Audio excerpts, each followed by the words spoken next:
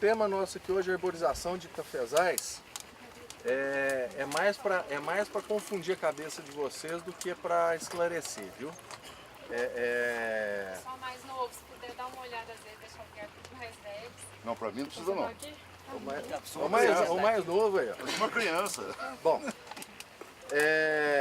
a arborização ela tem vários propósitos, entre eles a amenização de clima, né? Depois desses anos nós estamos tendo essa variabilidade climática tão estranha para a gente. Um 2014 que não choveu janeiro, fevereiro e março, aquele ano foi o tapa de luva que nós tivemos aqui na Epamig, que veio um questionamento dizer, o que vocês estão fazendo para alteração climática? Aí quando nós paramos para pensar, nós descobrimos que muita coisa que a gente já trabalhava servia para aquilo, mas nós nunca focamos. Na verdade, o agricultor está sempre adaptando alguma coisa e tem uma época que tem uma moda e outra não.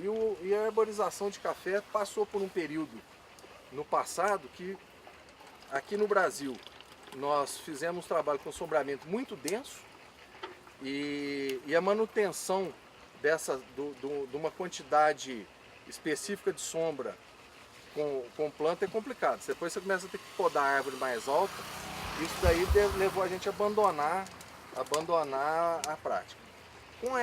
Com essa variabilidade climática a gente começa a pensar nisso de novo. A América Central tem os cafés sombreados por necessidade. A gente pode perceber aqui nesse gráficozinho que a planta de café ela para de crescer já com 45% da quantidade de luz.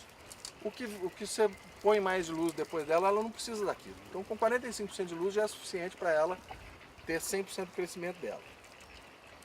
E a gente aqui, como veio com esse problema de os primeiros estudos com sombreamento muito alto, nossa história de corta, põe fogo, queima, não deixa nada e vamos embora para frente, né, que foi no passado, levou a gente a esquecer dessa parte de arborização em café. E a gente pode fazer isso de várias formas que eu vou mostrar aqui para vocês. Eu costumo chamar isso aqui, quando arborizar, amenização de clima é uma prática que a gente pode pensar. Serviços ambientais, seja infiltração de água no solo, seja conservação de outras plantas, corredor de fauna, isso é uma coisa que nós temos que avançar, que é uma possibilidade. Produção de cafés especiais, tem algumas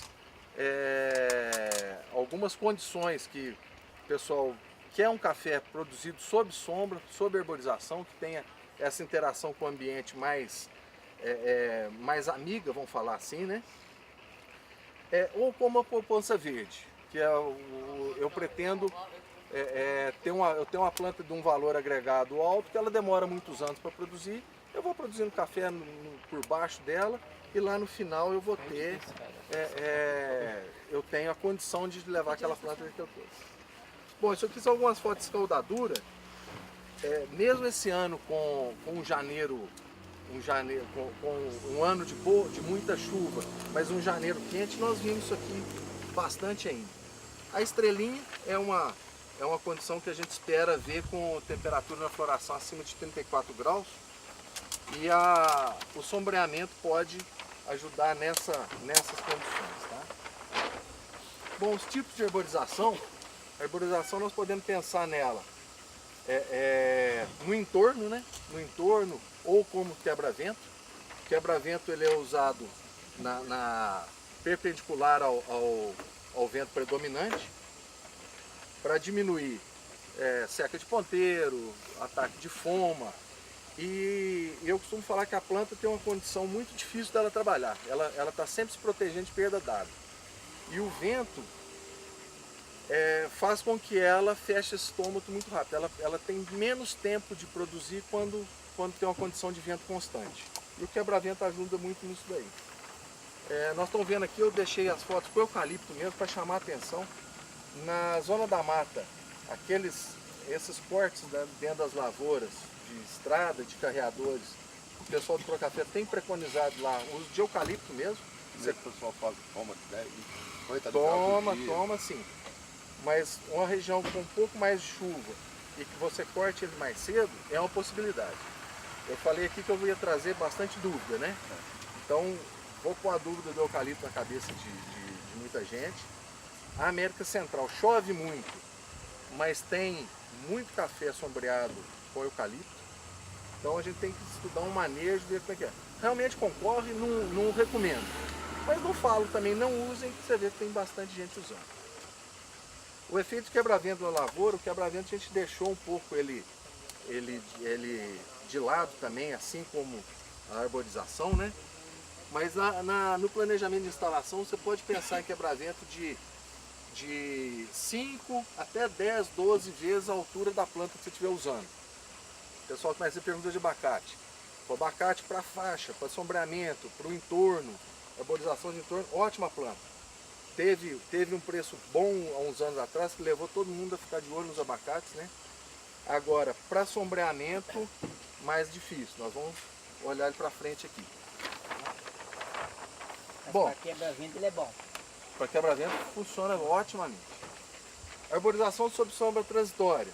Um trabalho da colega nossa na Vânia, lá no norte de Minas, colocou mamão no plantio de café. Esse mamão fica lá por 3 anos e depois você tira. Produtividade dos cafeeiros embaixo da linha. A mesma produtividade do pleno sol. Então a gente vê que o café tolera realmente muita coisa de sombreamento e a gente pode tentar usar isso a nosso favor. Na produção de cafés especiais, esse aqui é uma foto do colega lá de Machado, produção de café orgânico sob sombra. Se ele for trabalhar com esse café a pleno sol, ele vai ter um gasto de insumo muito maior, uma dificuldade muito maior. E uma coisa interessante que ele tirou lá, essa daqui é um jacarandá, as plantas sob sombra de pereira, uma condição excepcional.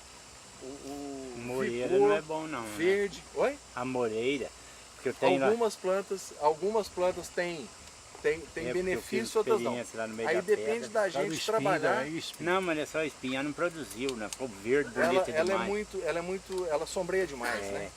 Ficou bonito então demais, uma das coisas da gente pensar é o seguinte: quando você for usar espécie nativa, pensar nessas que perdem folha. Perde folha no inverno, as caducifólias, é interessante. A seringueira é uma opção bastante interessante. Seringueira, para quem quer ficar depois só com a seringueira, a região nossa tem uns probleminhas para seringueira, mas tem região que usa bastante. O estado de São Paulo usa muito. Planta café, o café fica lá por 8, 10 anos, depois sai o café e fica seringueira. O abacate, para quem plantar ele mais adensado dentro de café, é o que acontece também. Vai ficar só a planta de abacate. E esse sistema aqui é um sistema que a gente está trabalhando, tem trabalho com ele, sombreamento propriamente dito. Isso aqui é para a gente pensar, um sistema desse aqui, que a cada 4 plantas tem uma com árvores na linha, só essa linha aqui que não vai ser colhida de máquina. Vamos pensar em área mecanizada, 100% mecanizada. O resto, tudo você vai fazer tratorizado, inclusive a varreção, e somente a colheita dessas áreas que ficam sem mecanizar. Então, 75% mecanizado na colheita e 100% da área mecanizada. Essa é uma possibilidade que você pode adaptar muitas plantas para isso aqui, dependendo do mercado, da condição de cada um, do que cada um está pensando. Preocupação com a espécie escolhida, né? Que pode ser que a gente ponha uma espécie, como ele falou, a moreira. A moreira não vai concorrer demais, então tem que ter esse medo. Essa foto aqui é do trabalho nosso lá em Santo Antônio do Amparo, da fazenda da NKG lá. Começou com a demanda de clima, nós íamos testar quebra-ventos e depois passamos para essa arborização. Está num esquema desse aqui. Qual que é essa planta aí? Essa daqui é um acrocarpus. Nós temos lá, tem o mogno africano, tem a teca, tem esse cedro indiano, que é o acrocarpus. Cedro comum nosso também, ele perde folha no inverno. O cedro comum nosso seria interessante se não fosse a broca. A broca, você não vai conseguir uma madeira muito retinha, porque ela broqueia e ele cresce de lado. Era uma tentativa. Oi? Mas como eu falei, é para provocar a gente a pensar. Essas condições aqui, ó, deu uma redução de luminosidade no café de quase 30%, com poucas plantas, nas medições nossas. Era para eu ter trazido os gráficos, eu acabei não colocando. Outra possibilidade são as palmeiras, né? Isso aqui é um trabalho do estado de São Paulo, com palmeira plantada a 8x8, deu uma redução de 3 graus na temperatura máxima e as produções de café estavam normais embaixo delas. Também não é para a nossa região, que nossa região é clima mais ameno. E alguns dados que eu gosto de mostrar, primeiro aquela atenuação de clima. Isso aqui é uma lavoura em Pernambuco, um trabalho do Matiello. Lá em Pernambuco, café sem sombreamento, 8 sacos por hectare, sombreado com 25%, 16, e 50, 75, 22 sacos. Você vê que uma região marginal pode produzir café se você começar a alterar o microclima, né? Lá em São Sebastião do Paraíso, as plantas com faixas de 5 metros por 90, de várias espécies, aumentaram a temperatura mínima em 3 graus, praticamente 3 graus, 2,5 graus, né? E outro gráfico aqui, a velocidade do vento em Grevilhas, plantado a 16 por 16 metros. Essa aqui é a faixa sem a sombra, aqui embaixo a faixa com sombra. E nesse trabalho de São Sebastião do Paraíso, uma interação muito interessante que nós tivemos lá foi essa aqui. Sobre a sombra de leucena, a leucena é uma planta que tem que ter cuidado com ela é invasiva, a semente dispersa muito, né? Em 4 anos de avaliação, o bicho mineiro com a flutuação populacional poucas vezes passando do nível de controle. No ano que nós cortamos essas plantas, elas foram rebaixadas, o bicho mineiro, olha a altura que veio naquele ano. Então são esse tipo de interação que a gente às vezes procura e depara. Eu estava conversando com um colega agora, lá do Cerrado, ele falou, ó, tem área lá de 200 hectares de café, que embaixo, onde vem o vento predominante, a gente não aguenta controlar bicho mineiro. E o bicho mineiro costuma vir de área de plantio de batata, de outras coisas, já vem resistente aos inseticidas. Então não está tendo inseticida que mata bicho mineiro em algumas regiões do Cerrado. Quem sabe uma barreirinha de quebra-vento com leucena ou outra espécie já não resolve bastante o problema desse pessoal, né? Bom, gente, mais ou menos era isso, é para a gente procurar pensar, procurar enxergar outras possibilidades dentro da lavoura de café. Quem tiver alguma pergunta, alguma coisa? Cadê os meninos do tempo? De guarda-sombra, gente? Por que você não quiser perto de uma arvorezinha? Difícil, né? Pois é, tá vendo? Fala o que eu faço, não fala o que eu faço. Fala o que eu falo, não faço o que eu faço. O eucalipto para sombreamento ele não vai concorrer muito com a água que vai puxar, que o eucalipto é uma das árvores que mais puxa água. No tempo da seca, por exemplo, não vai sacrificar o café, não? Não é puxar água, é tamanho da luminosidade muito alta, atinge é uma condição. O grupo anterior, um senhor questionou, falou, o eucalipto meu lá perto dele, ponto não sei quantos pés, não produz. Aí o outro veio e falou assim, o meu já produz. Então eu não sei se é a condição do terreno realmente. Às vezes a posição da sombra, se você sombreia e o sol vem aqui mais ao norte, se você faz uma barreira aqui, o sol passa mais ao norte, tem um período do ano que não vai pegar sombra nenhuma nessa parte, né? Então tem isso tudo. Às vezes o eucalipto começa a entrar também numa região onde quebra. Uma grota. Uma grota. Você vem com o café até na beiradinha e para baixo desce o eucalipto, né? Aí ele concorre longe, concorre. Aquilo ali também já está uma região já bem seca, né? E não é só com eucalipto, não. Às vezes é beiradinha de mato. Não é. Tudo acontece. Jacaré né? é complicado. Né? Nesse trabalho lá da NKG, a gente ia colocar eucalipto para cortar ele novo. Na hora de acertar para fazer a implantação, não deu certo. Uma teoria nossa é que se você tirar ele mais novo, 3, 4 anos você tira. Vai cortando a árvore, deixando outra, depois você corta aquela, a rebrota daquela fica. Um rodízio, talvez ele concorra bem menos. E para aquele pessoal lá da Zona da Mata que já não tem lenha na região e precisa, né? É uma opção interessante aquele tipo. 2 aproveita. Às vezes essa parte que ele compete também, o dano vai ser menor do que o vento constante.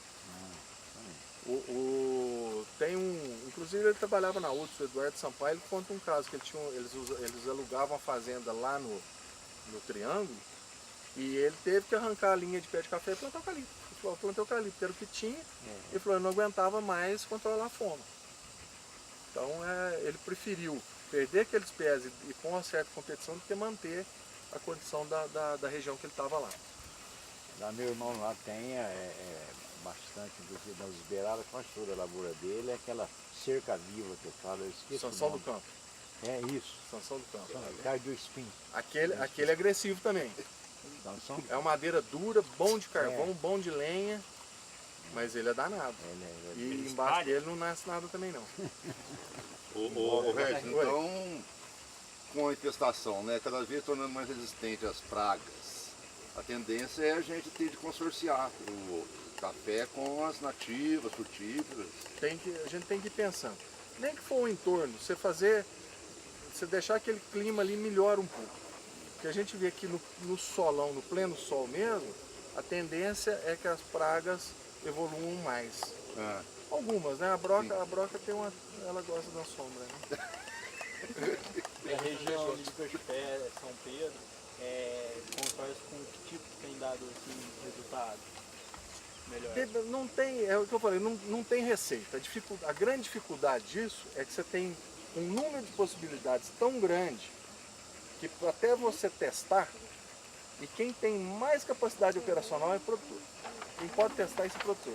A gente pode ir dando uma pincelada aqui, uma pincelada ali, mas a gente não tem capacidade de fazer o número de trabalho que a gente precisava fazer. Cada tipo de solo também, você pega um solo argiloso, né? Tem. O solo até eu não vejo tanto problema não. É lógico, um solo mais arenoso, a gente vê infiltração de água, redução de velocidade de gota, tem uma série de implicações que é difícil falar, é isso ou é aquilo, é um conjunto.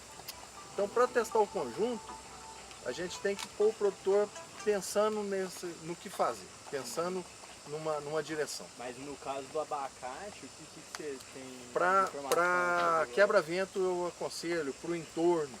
Para você plantar dentro da lavoura tem que ser árvore muito espalhada, tem que ser árvore muito isolada. Porque ele é muito denso, não perde folha, desgalha demais. Então nesse trabalho lá da LKG nós temos. Outra que estava aqui, estou falando, é a macadâmia. Uma macadâmia interessante aí. Ficou 8 anos, 8 colheitas sem concorrer. Ô Regis, se a gente arrancar o café com o seu abacate? Também pode. É outra possibilidade. Não plantar soja, tem café da hora de baixo. Também pode.